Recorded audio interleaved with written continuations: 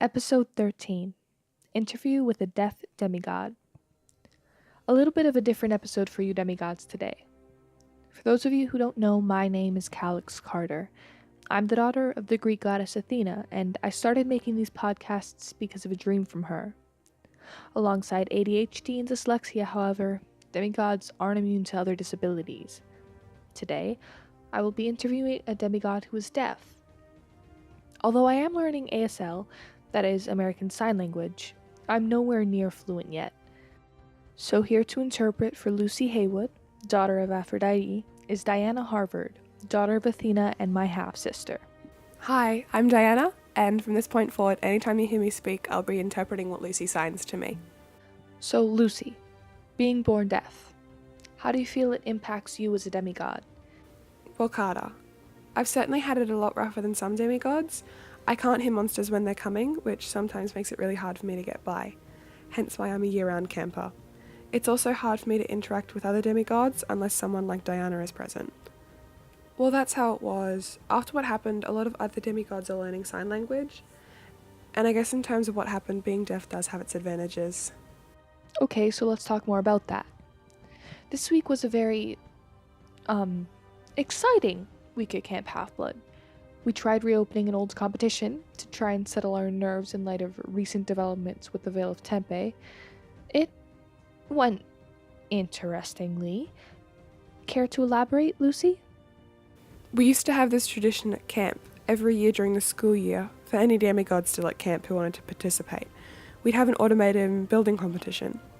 Chiron said it only lasted 2 years, way back when the big house was red, not blue. And I guess now we know why he ended that tradition. For you guys listening, to put it in perspective, the big house hasn't been red for a very long time. This competition basically consists of teams of 3 working together to build automatons, or magic robots, and everyone still at camp during the school year participated. Lucy was acting as judge alongside me and a Leo Smith of the Hephaestus cabin, not participating due to what everyone else claimed to be an unfair advantage. Anyway, Lucy, what happened when the time came for us to judge? The contest itself took 3 days to get together, 2 for the competitors, that's 9 teams of 3, to design and build their automatons, and 1 for us to judge. The theme was animals. That decidedly was a mistake. Anyway, yes, it came time for us to judge everybody's automatons. We were in the amphitheatre and they were all lined up in front of us. Now, I don't exactly know what happened next, just that suddenly everyone was covering their ears and you and Elo were out, and then the automatons were charging and it didn't look like anyone had told them to. They hadn't. In fact, to be judged, we initially had them all powered down. So we could look at the intricate details, how lifelike or creative each animal looked, before we judged for functionality. There was a lion, a tiger, and a bear, oh my! Do you get it? No? Neither of you like that one. Anyway, apparently, besides a turtle my girlfriend's team had made, everyone decided that the bigger the animal, the better.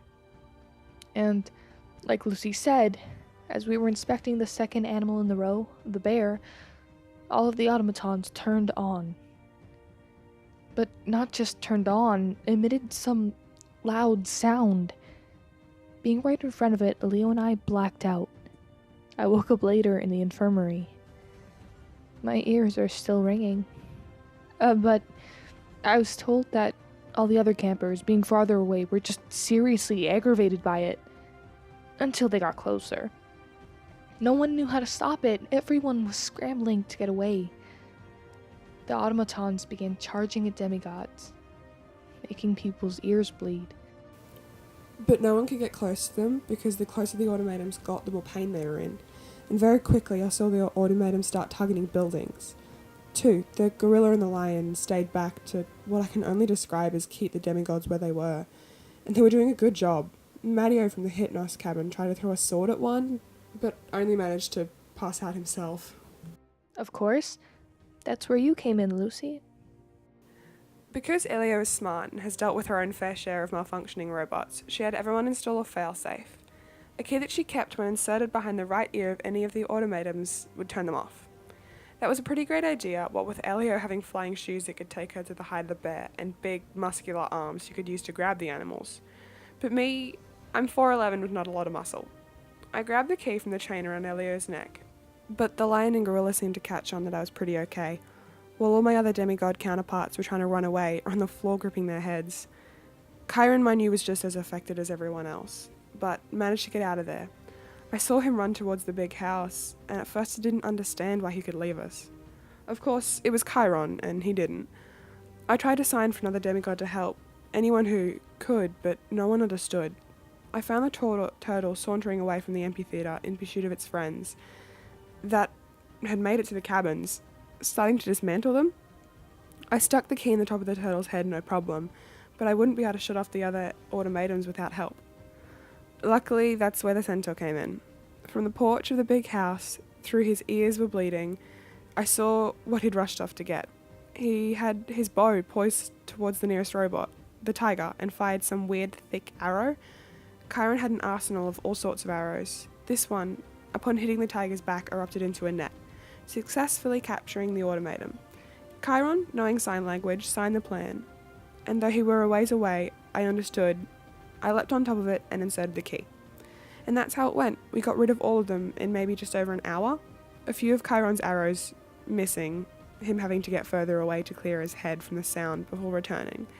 Our ability to communicate over such a great distance, plus my inability to get any other demigod to help me through sign language, inspired Chiron to start another scheduled activity, learning ASL.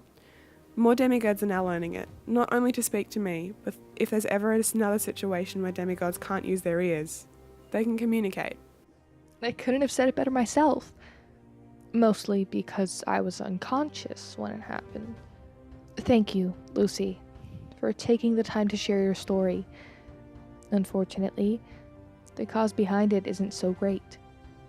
It's the Veil of Tempe, the demigod-led army trying to overthrow the gods. One of the campers here were guessing Mike Johnson of Hebe, since he's suddenly missing since the debacle, set the whole thing off. Luckily, most of the cabins are completely fine or just need minimal repair, but cabins 15, 16, and 18 need to be rebuilt completely. They're attacking our home now, and if you weren't there, Lucy, the damage would have been much worse. Thank you, Carter, for this entire episode, getting word out there about deaf demigods and such. No problem, Lucy. And thank you, Diana, for interpreting. So guys, remember to watch your backs, take care of yourselves, and if you survive, I'll see you again next week. Calyx out.